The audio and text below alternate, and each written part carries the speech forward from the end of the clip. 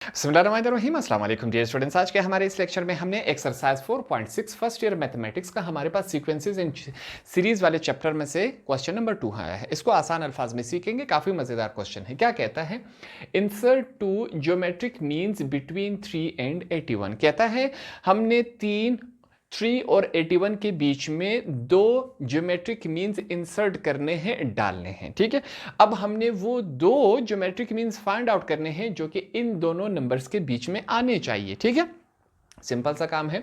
यहां पर question start करते हैं। अब वो जो दो ज्योमेट्रिक मीन्स है हमें मालूम नहीं है, तो उसकी जगह हम क्या लिखते हैं? Let G1 and G2 are two geometric means, R2, इसको मैं जे लिख लेता हूं। ठीक है, R2 geometric means between 3 and 81। हमने यहां पर क्या किया, अपने आप से लिखा कि वो जो दो ज्योमेट्रिक मीन्स है जिन्हें हमने फाइंड आउट करना है, हमने कहा वो G1 और G2 है। अपने आप से हमने यह डाला। अब हमने इन दोनों की वैल्यूज फाइंड आउट करनी है। जब हमने अपने आप से ये दोनों लिखे कि ये दोनों वो ज्योमेट्रिक मीन्स है, तो ये किस फॉर्म में आएगा? देन हम लिखेंगे 3, G1, G2, 81।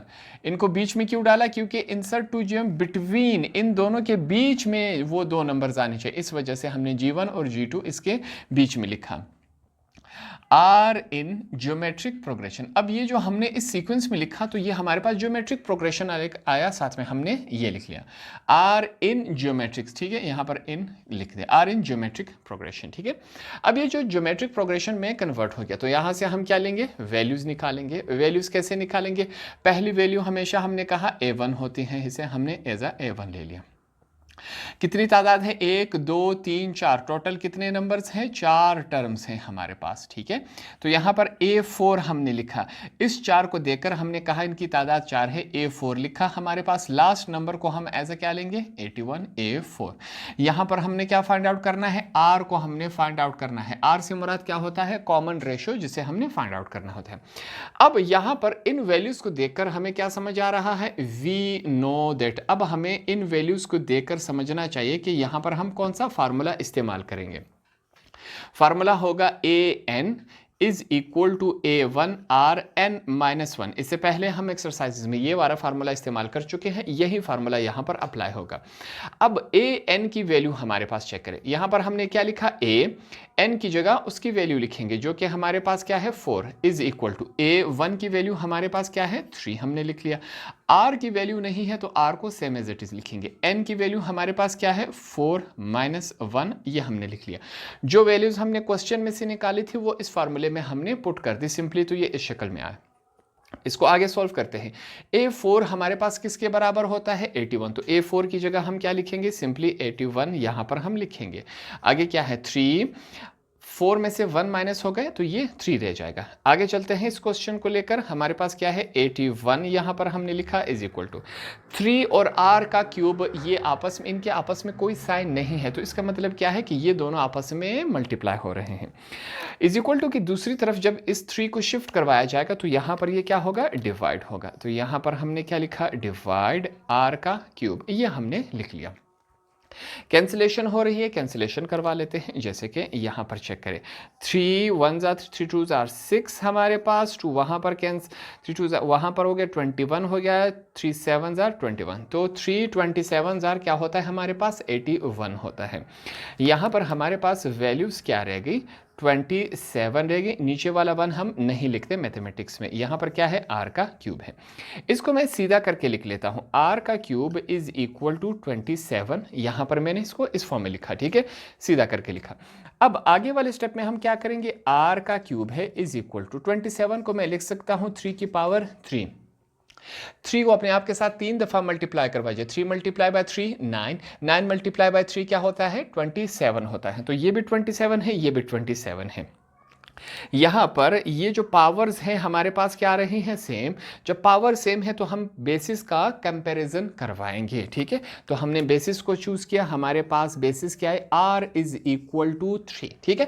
अब हमारे पास क्या है, r की वैल्यू आ गई, तो यहाँ पर इसे मैं क्या कर लेता हूँ, अंडरलाइन कर लेता हूँ, क्योंकि अब इस r की वैल्यू को हमने आगे इस्तेमाल करना है। कहाँ इस्तेमाल करना है, G1 और G2 को फाइंड आउट करने के लिए। तो इसको कैसे फाइंड आउट किया जाएगा, यहाँ पर चेक कर लेते हैं। उसके लिए सबसे पहले हमने लिखा नाउ फाइंड आउट करते हैं, G1 is equal to A1R, ठीक है। हमारे पास A1 की भी वैल्यू मौजूद है जो कि हमने क्वेश्चन से निकाली थी, क्या है, 3 है। R के साथ क्या हो रहा है, मल्टीप्लाई हो रहा है। R की वैल्यू हमने अभी निकाली, ठीक है। ये दोनों क्या हो रहे हैं, मल्टीप्लाई हो रहे हैं, तो हमने ये निकाल ली।